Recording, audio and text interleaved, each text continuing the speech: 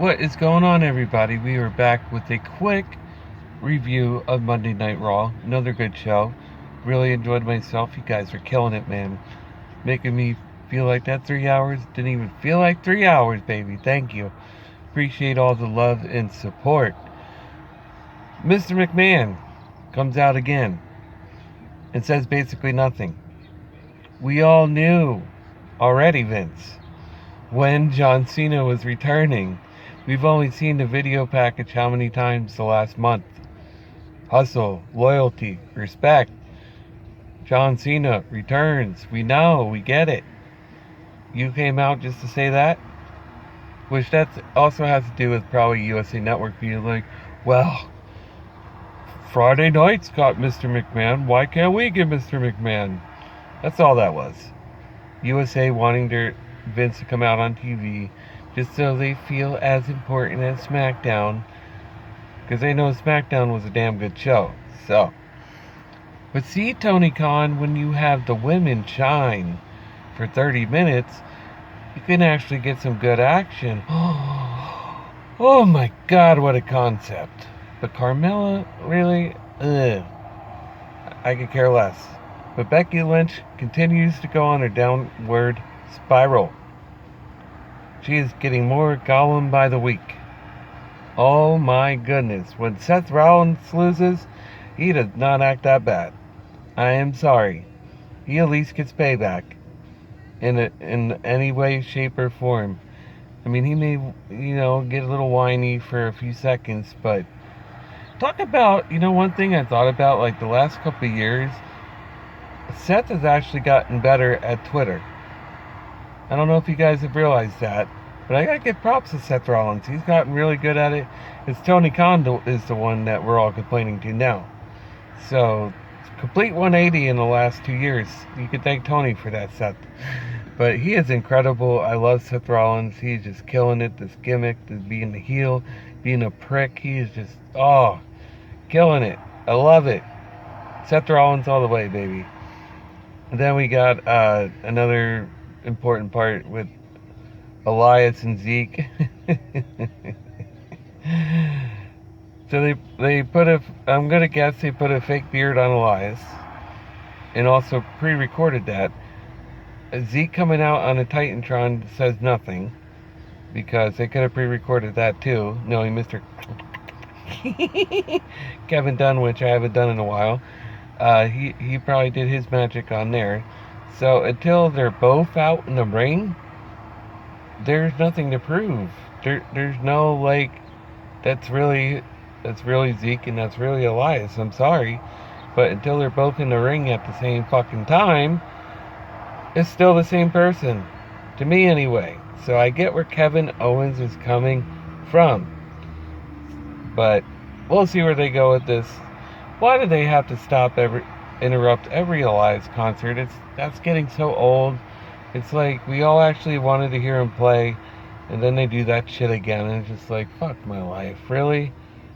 It's like you hyped that up all fucking night just for him to get interrupted in like not even 10 seconds. Like, Jesus Christ.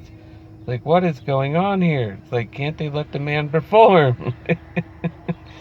Like, show him some respect. You have 3 acoustic guitars out there, and he didn't even play one fucking song. And I'm just like, oh, Vince. But, poor Riddle, though, suffered another loss. But damn good match. But still, it's just like, the man is wrestling his heart out. He's giving 110, 120%. And the man just having a bad week. Hopefully he bounces back and gets another win. But, there is one more other thing that I wanted to mention on here.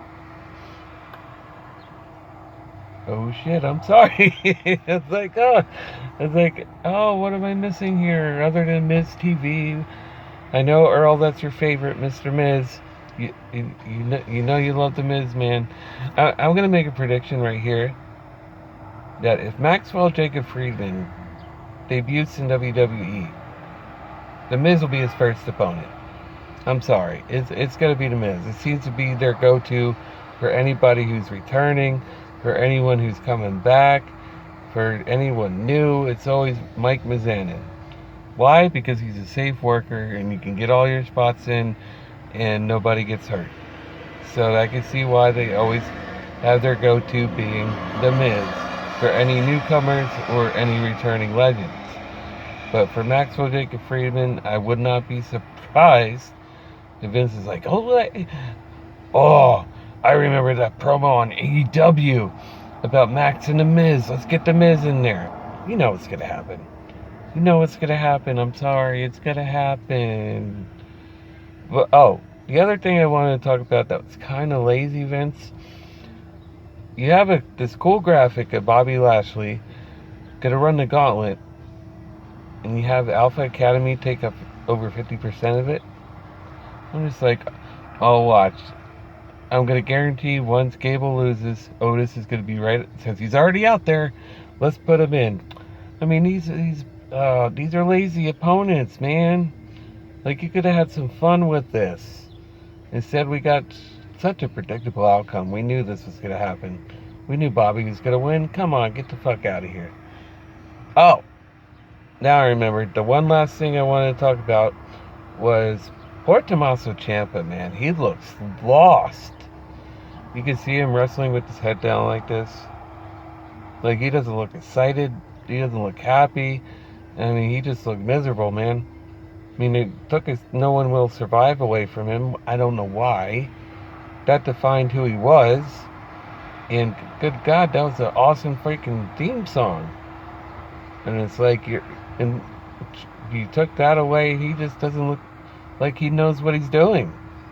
He really doesn't. And it's like he probably wants to go back to NXT, but it's run by the same people, so he's going to get treated the same way. So he's kind of lost in between where he wants to be. It's all over his face. It's all over Ciampa's face. Next time you guys see him on TV, watch. You will see that he does not look happy to be there. He really does not.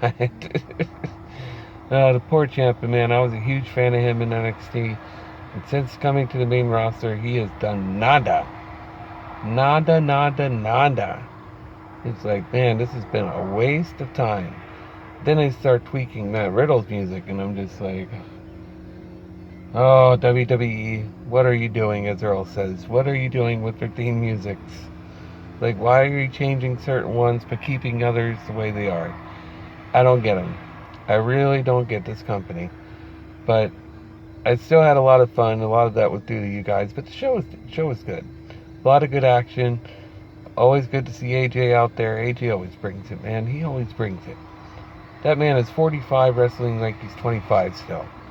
I mean, God love you, AJ Styles. You're awesome. So I thought Raw was a very good show. I really enjoyed it. Someone did bring up a good point to me today, saying that NXT is taped. To those of us thinking that maybe Vince will show up on NXT tonight, doesn't look like that can physically happen, for one, unless they pre-record it tonight and do it next week. I don't fucking know. I don't know. But man, he's coming out a little too much to my liking. So, but good Raw. Should do some decent numbers.